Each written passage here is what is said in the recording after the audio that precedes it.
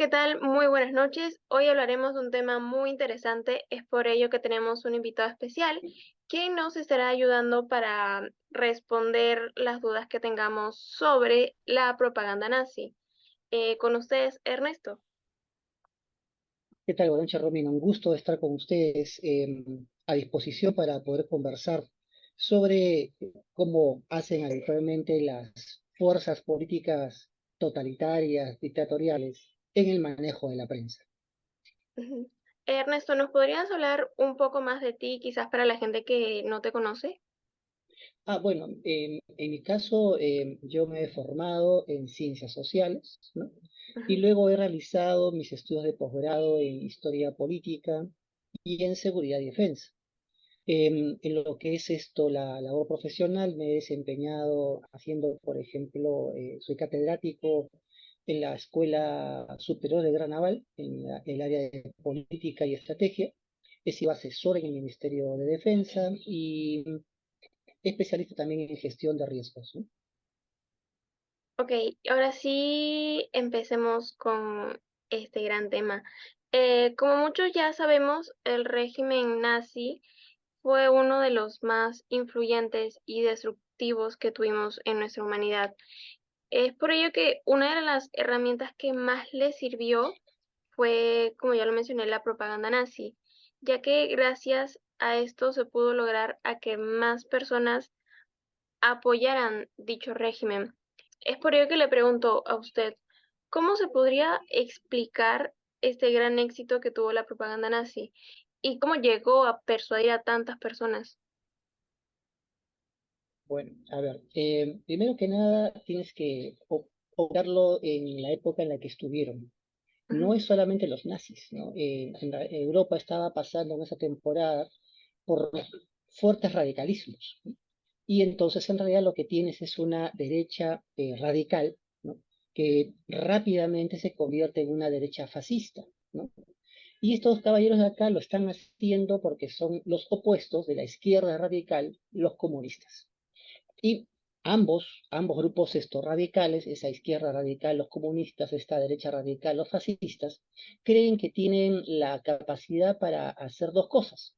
Por un lado, dejar de lado cualquier idea de derechos, de libertades, porque piensan que son tonterías, y por otro lado, que tienen ellos una especie de mandato extrahumano para poder ellos guiar a los seres humanos como si fueran en realidad una manada de animales a las que se les quiere llevar hacia un norte porque somos incapaces de pensar por nosotros mismos, salvo aquellos que están en la cima del poder, ¿no?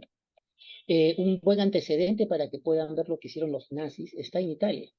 Los fascistas italianos, por ejemplo, con Benito Mussolini en la cabeza, tuvieron un periódico que se llamaba Il Popolo de Italia, el pueblo de Italia.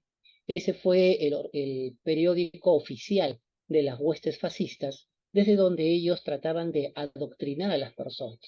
Ahora, en lo que preguntabas con la idea del éxito en persuadir, yo no creo que ellos hayan persuadido. Persuadido es tratar de convencer. Ellos lo que hicieron fue, por un lado, manipular y por otro lado, imponerse. Manipular lo que eran odios, resentimientos, incluso expectativas. Y además, en otro sentido, imponerse desde la forma de construir algo que se convertía en la única forma correcta de pensar. No había ninguna otra forma correcta de pensar más que la que ellos tenían. También se podría decir que las personas los apoyaban por el miedo, ya que veían muchas muertes. Bueno, eso se llaman formas de coacción, ¿no? Ujú. Entonces, los grupos políticos que tienden a ser totalitarios, dictaduras en sí mismos, ¿no? Son grupos que tienden a no a pensar en que debe haber una política de incentivos, como haríamos, por ejemplo, en una sociedad libre, donde la idea es que se dan incentivos para que las personas actúen lo más correctamente posible y al mismo tiempo desincentivar lo que serían los comportamientos nocivos. En el caso de los fascistas, ¿no? Y de sus opuestos, los comunistas, la idea no es esa. La idea es que las personas son, primero que nada, incapaces de pensar por sí mismas. Entonces hay que arrearlas, hay que llevarlas hacia la única forma de entender el mundo. Y entonces para ello es válido presionar a las personas de formas muy diversas.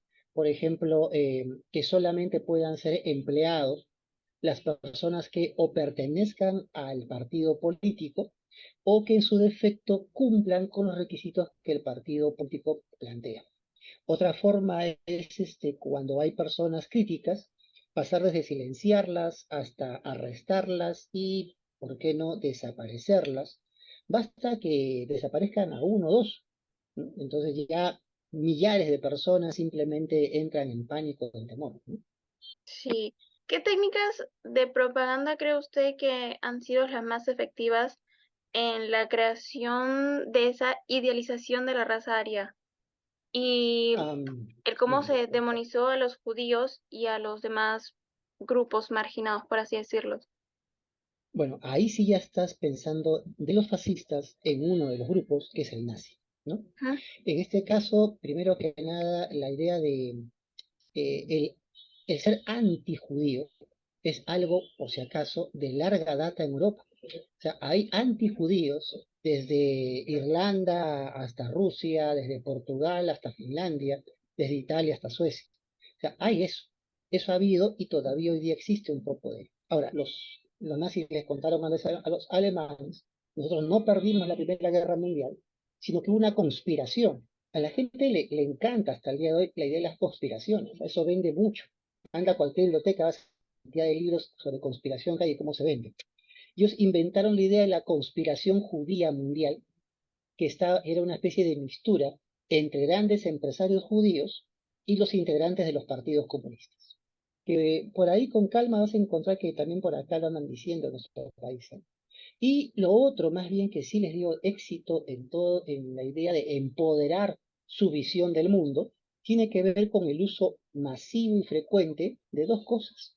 La imagen, a través de la prensa, o sea, no tanto el texto, la imagen, y lo otro es la radio, o sea, la palabra oral.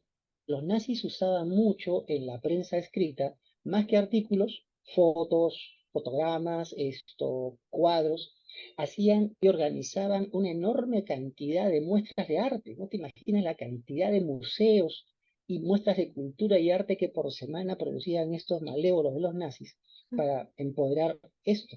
Y lo otro eran los programas de radio. La tenías todos los días hablando no en una, en dos, en centenas de radios, adoctrinando a la población. Y en base a lo que mencionabas, por ejemplo, lo de la radio, ¿qué lecciones podríamos aprender, si se puede así decirlo, de la propaganda nazi y el impacto que tuvo en la sociedad alemana en dicha época en relación con el poder de los medios de comunicación y esa manipulación de la opinión pública? Bueno, lo que primero que podemos aprender es la importancia de la libertad, ¿no? Mira, Ujú, hace unos días atrás escuché a este caballero de Argentina, un líder político de allá llamado Milei. Milei ujú, es miembro de un partido llamado La Libertad Avanza, ¿no? ujú. Eh, no tanto es importante que nos guste o no nos guste él en este momento, pero él dijo algo en ese discurso. Él dijo de que a él lo criticaba muy fuerte porque era muy gritón. Y él agarró y tomó una frase del general San Martín, el hombre que luchó por la independencia de Argentina, Chile y Perú. Y San Martín en su momento dijo algo muy interesante, ¿no? No es que yo grite mucho, lo que pasa es que hay 1000 que están callados. Y esos 1000 que están callados son cómplices, ¿no?, del gobierno opresor de la monarquía española. Algo similar es lo que podríamos aprender con lo que hacen los fascistas, los nazis, los comunistas, ¿no? Cuando las voces dejan de estar presentes, es momento en el cual entonces tenemos pues la expansión de lo que sería el discurso único, ¿no? Muchas gracias, Ernesto, por ese gran aporte. ¿Algo más que te gustaría decir para finalizar esta entrevista? Bueno, sí, cultivar la libertad, cultivar el respeto a la diferencia, significa compartir la diferencia del otro y no solamente dejarlo en un gueto apartado para que sea feliz. Seamos felices compartiendo nuestras diferencias. Muchas gracias, Ernesto. Gracias por esta entrevista. Estoy a disposición. Un buen día.